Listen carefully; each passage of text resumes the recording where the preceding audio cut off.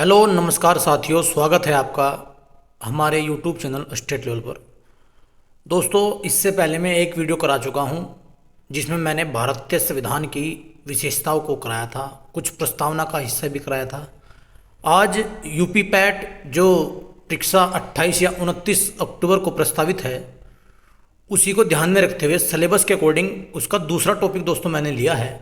उसका नाम है राज्य के नीति निर्देशक तत्व, अर्थात शॉर्ट फॉर्म में डीपीएसपी बोल देते हैं, directive principle of state policy. तो देखते हैं, सबसे पहले जानते हैं राज्य के नीति निर्देशक तत्वों की पृष्ठभूमि क्या है। तो देखते हैं, राज्य के नीति निर्देशक तत्व डीपीएसपी की अवधारणा का स्रोत स्पेनिश संविधान है, जहां से यह आयरिश संविधान से आया है दोस्तों। अब नीति निर्देशक तत्वों से सबसे पहला क्वेश्चन यही बनता है कि नीति निर्देशक तत्व कहाँ से आए हैं दोस्तों। तो आपको याद रखना है, ये दोस्तों आयरलैंड के संविधान से लिए गए हैं। यही प्रश्न सबसे ज़्यादा मात्रा में पूछा जाता है। डीपीएसपी की अवधारणा आयरिश संविधान के अनुच्छेद 45 से आई है। ये मैंने बता दिया, आयरिश बोले तो आयरलैंड, इसको आप याद रख लीजिएगा। संवैधानिक प्रावधान देखते हैं इसका। भारत के संविधान के भाग 4 में ये स्थित है और 36 से 51 में इनका उल्लेख किया गया है। पूछ लेता है कि डीपीएसपी को संविधान के किस भाग में रखा गया है। आपकी जानकारी के लिए दोस्तों मैं बता दूं, संविधान में अब वर्तमान समय में 25 भाग हैं। उनमें चौथे भाग में हमारे डीपीएसपी को रखा गया है। भारतीय संविधान का अनुच्छेद 37 निर्देशक तत्व सिद्धांतों के कार्यों के बारे में अवगत कराता है। इन सिद्धांतों का उद्देश्य लोगों के लिए सामाजिक आर्थिक न्याय सुनिश्चित करना और भारत को एक कल्याणकारी राज्य के रूप में स्थापित करना है। यानी इनका उद्देश्य जो है सामाजिक आर्थिक और न्याय सुनिश्चित करना और भारत को एक कल्याणकारी राज्य के रूप में स्थापित करना इनका प्रमुख उद्देश्य माना जाता है। अब देखते हैं, कुछ लोग मौलिक अधिकार और डीपीएसपी में कन्फ्यूज रहते हैं। कहते हैं कि मौलिक अधिकार और डीपीएसपी में क्या डिफरेंस है, तो देख लेते हैं। मौलिक अधिकारों अर्थात फंडामेंटल राइट्स के विपरीत डीपीएसपी का दायरा असीम है और यह एक नागरिक के अधिकारों की रक्षा करता है और वृहद स्तर पर कार्य करता है। डीपीएसपी में सभी आदर्श शामिल हैं जिनका पालन राज्य को देश के लिए नीतियों और कानून बनाते समय ध्यान में रखने चाहिए। यानी डीपीएसपी में सभी आदर्श शामिल हैं जिनका पालन प्रत्येक व्यक्ति को करना चाहिए। मौलिक अधिकार प्रकृति में नकारात्मक या निर्देशात्मक हैं क्योंकि वे राज्य पर सीमाएं आरोपित करते हैं। यानी वे एक बाध्य हैं, एक लिमिटेड हैं, जबकि ये असीम हैं। दूसरी ओर निर्देशक सिद्धांत सकारात्मक निर्देश हैं, डीपीएसपी कानून द्वारा परिवर्तनीय नहीं है। ये लाइन एग्जाम में आती है दोस्तों। क्या ये परिवर्तनीय है या नहीं है, तो दोस्तों नहीं है। यह ध्यान रखना महत्वपूर्ण है कि डीपीएसपी और मौलिक अधिकार साथ साथ चलते हैं। अब साथ साथ तो चलते हैं लेकिन अंतर रखते हैं आपस में। मौलिक अधिकार परिवर्तनीय है जबकि डीपीएसपी परिवर्तनीय नहीं है। डीपीएसपी मौलिक अधिकार के अधीनस्थ नहीं है। देखो, साथ साथ चलते हैं मगर अधीनस्थ नहीं है। अब देखते हैं, कुछ सिद्धांतों को अलग अलग तरीके से बांटा गया दोस्तों। निर्देशक सिद्धांतों को उनके वैचारिक स्रोत और उद्देश्य के आधार पर वर्गीकृत किया जाता है। ये निर्देश निम्नलिखित रूप से वर्गीकृत हैं। इनको 3 भागों में बांटा गया है। एक रूप से देखें तो समाजवादी सिद्धांत, दूसरे रूप से देखें गांधीवादी सिद्धांत और तीसरा आता है दोस्तों उदार और बौद्धिक सिद्धांत। अब जितने भी प्रश्न इस वीडियो से आएंगे दोस्तों, मैं बताता हूं आपको बीच बीच में कहां से क्वेश्चन बनने की प्रबल संभावना है दोस्तों। अब तक एक ही क्वेश्चन इंपॉर्टेंट बना है जो अब तक वीडियो हुई है, इसमें कि हमारे नीति निर्देशक तत्व कहां से लिए गए हैं, तो दोस्तों आयरलैंड से लिए गए हैं। आगे बढ़ते हैं, देखते हैं। सबसे पहला है समाजवादी सिद्धांतों पर आधारित। तो इनमें कुछ अलग अलग आर्टिकलों को अलग अलग सिद्धांत के अकॉर्डिंग बांटा गया है। सबसे पहले आर्टिकल 38 लेते हैं। राज्य सामाजिक आर्थिक और राजनीतिक न्याय सुनिश्चित कर आय स्थिति सुविधाओं तथा अवसरों में असमानताओं को कम करके सामाजिक व्यवस्था को सुरक्षित एवं संरक्षित कर लोगों के कल्याण को बढ़ावा देने का प्रयास करेगा।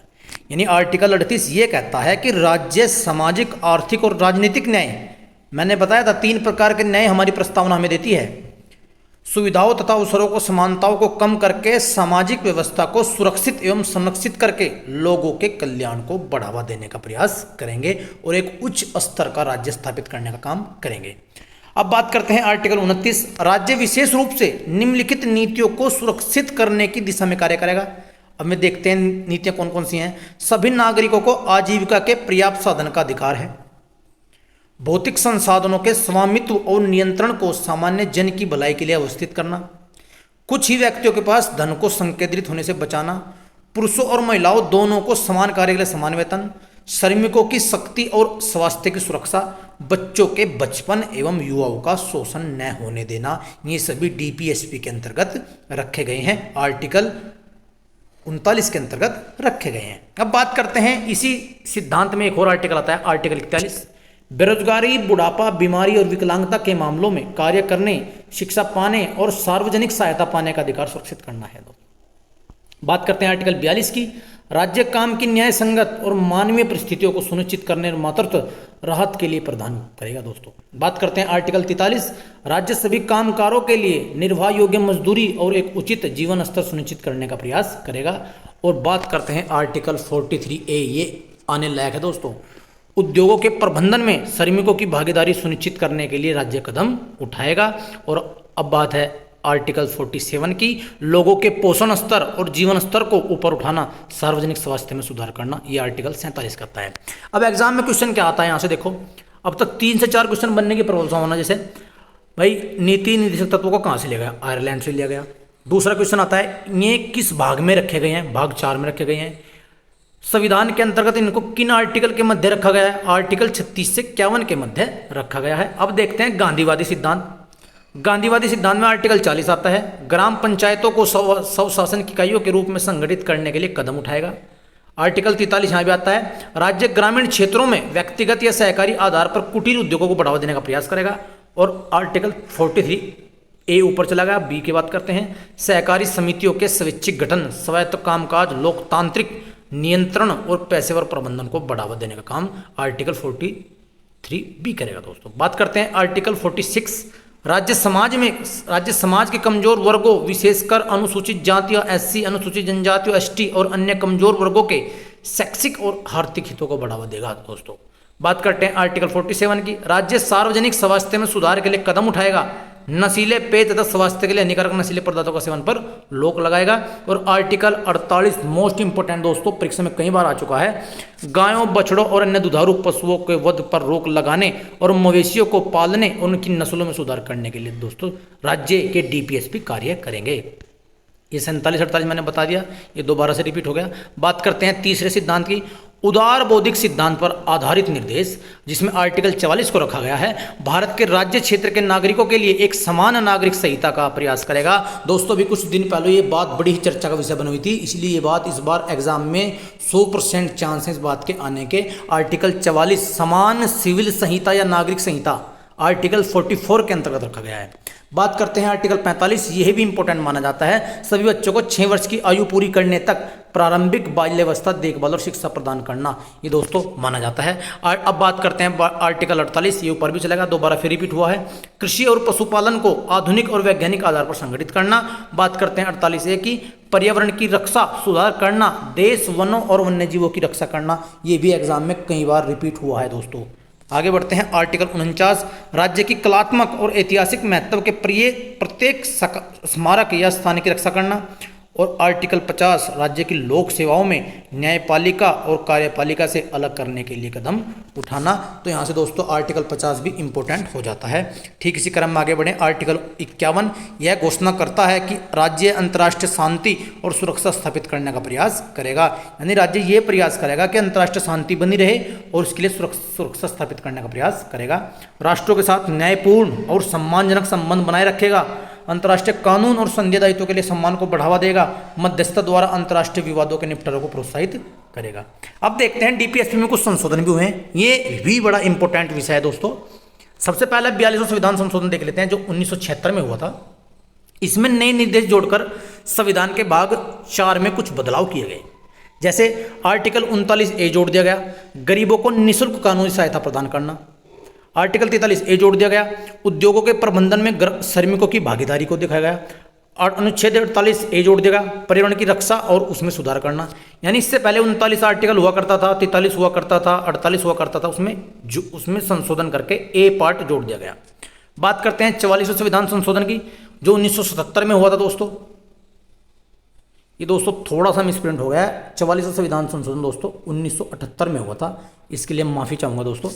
इसने धारा दो को अनुच्छेद 38 में सम्मिलित किया जा, जो घोषित करता है कि राज्य विशेष रूप से आय में आर्थिक असमानताओं को कम करने और व्यक्तियों के बीच नहीं बल्कि समूह के बीच स्थिति सुविधाओं के अवसरों संबंधी असमानताओं को खत्म करने का प्रयास करेगा। इसने मौलिक अधिकारों की सूची के संपत्ति अधिकारों को भी समाप्त कर दिया। और सबसे अंतिम संशोधन आता है दोस्तों वर्ष 2002 का 86वां संविधान संशोधन, जो परीक्षा में लगभग आज तक काफ़ी बार आ चुका है। इसमें अनुच्छेद 45 की विषय वस्तु को बदल दिया और प्रारंभिक शिक्षा को अनुच्छेद 21A के तहत एक मौलिक अधिकार बना दिया। तो दोस्तों इस वीडियो के माध्यम से हमें केवल राज्य के नीति निर्देशक तत्वों को पढ़ने में मिला, जिसमें हमने जाना कि आर्टिकल 36 से 51 तक क्या है, किस भाग में है और क्या क्या इनमें परिवर्तन हुए, और मूल अधिकार और डीपीएसपी में क्या एक डिफरेंस है। दोस्तों लगभग 6 से 7 वीडियो में यूपी पैट की सभी पॉलिटी हो जाएगी और मैं लगभग 10 तारीख के बाद आप सभी को सभी सब्जेक्टों की एक प्रैक्टिस कराऊंगा, जिसके माध्यम से आपकी तैयारी बहुत अच्छी हो जाएगी।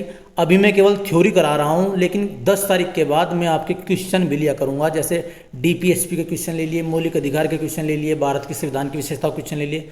तो 10 तारीख के बाद आप विशेष रूप से जुड़ें, लेकिन तब तक ये थ्योरी पढ़ें, क्योंकि थ्योरी पढ़ने के बाद ही क्वेश्चन सही जाएंगे दोस्तों।